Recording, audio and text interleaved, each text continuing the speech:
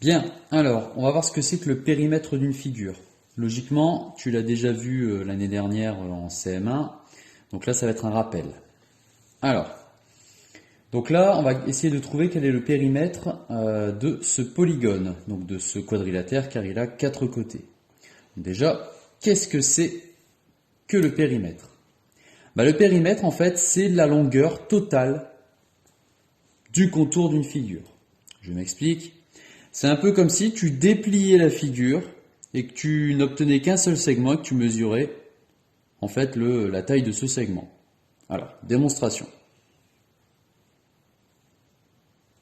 J'utilise une ficelle que je vais placer comme ça à l'aide de la pâte à fixe sur les côtés. Je vais faire le tour en fait de la figure.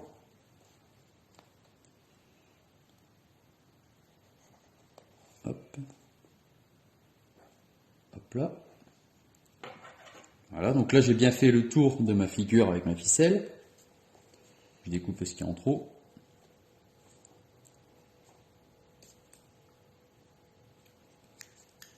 Et donc en gros le périmètre, c'est ça. C'est quand je vais déplier ma figure. C'est comme si en fait je mettais tous les côtés les uns derrière les autres. Et que je mesurais combien ça fait. Donc la longueur totale de ma figure, c'est à peu près tout ça. Si j'utilise un mètre pour vérifier combien ça fait, on se rend compte qu'on est à peu près à 35 cm. Mais bon, cette méthode n'est pas très précise. On est en CM2, on va trouver maintenant une méthode experte. Eh bien, pour trouver le périmètre de cette figure, il suffit tout simplement d'additionner la longueur de ses côtés. On va donc faire 10 cm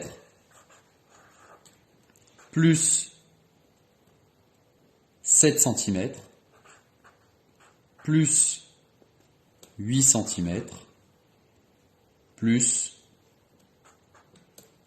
9,5 cm.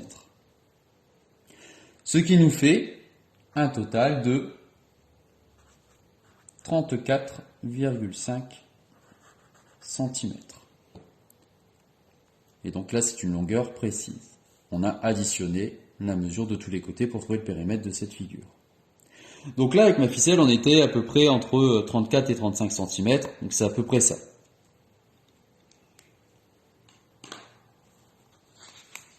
On va plus loin.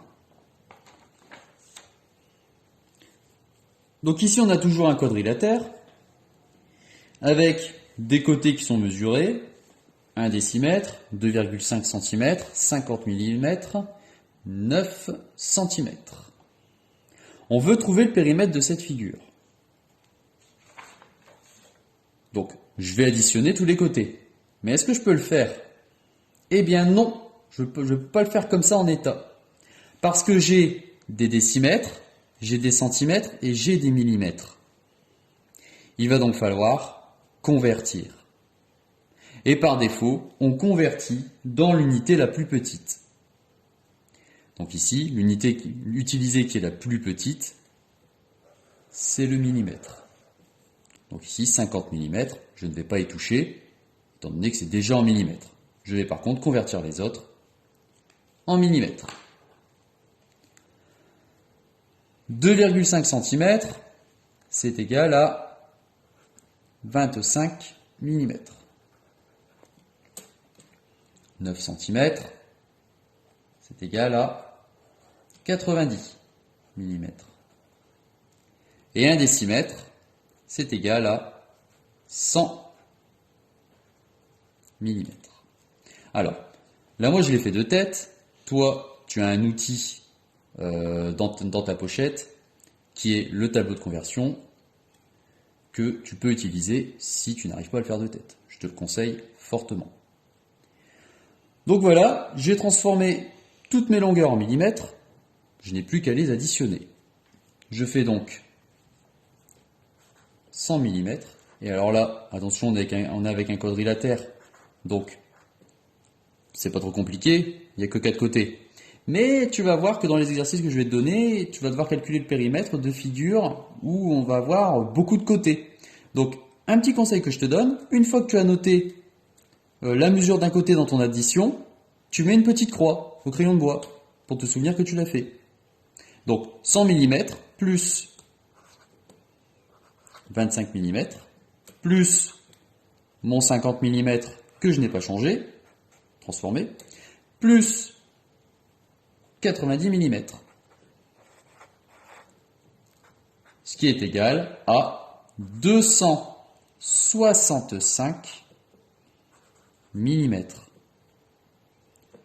Alors, on peut donner la mesure en 2 unités, parce que 265 mm, on a un petit peu de mal à visualiser combien ça fait.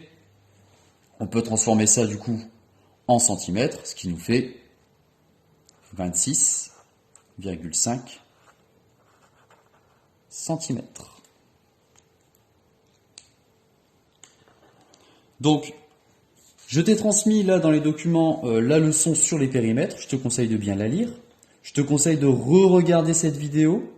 Tu peux même chez toi à la maison t'amuser, si tu as de la ficelle, à tracer des figures, des polygones. Ne mesure pas les côtés. Tu prends une ficelle, tu fais le contour comme moi j'ai fait, et tu regardes à peu près avec un mètre combien ça fait. Et après seulement, tu mesures les côtés, tu les additionnes pour voir si tu as été précis ou non.